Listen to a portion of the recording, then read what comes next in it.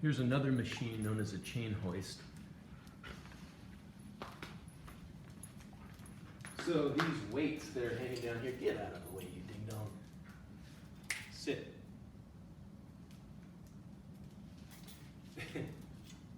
Pardon my dog. Okay. Oy, these weights are pretty darn heavy.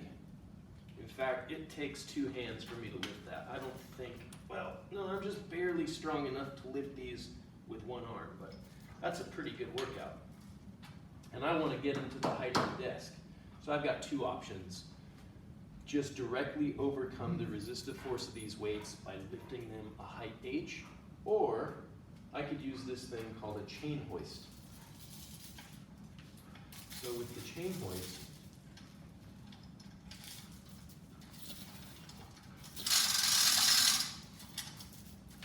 as I pull,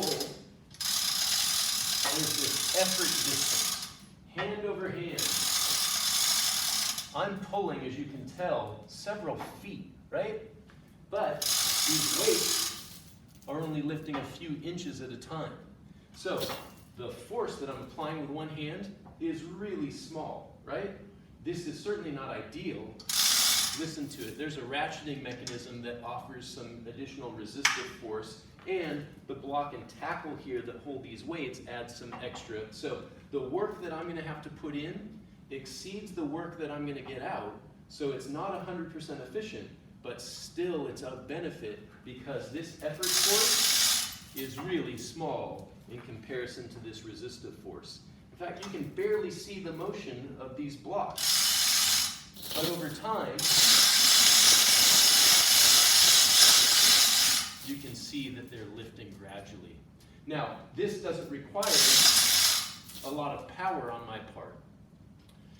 If I were a more powerful person, I'd be able to grab the weights directly and lift them straight up to the desk. So that's another point of simple machines.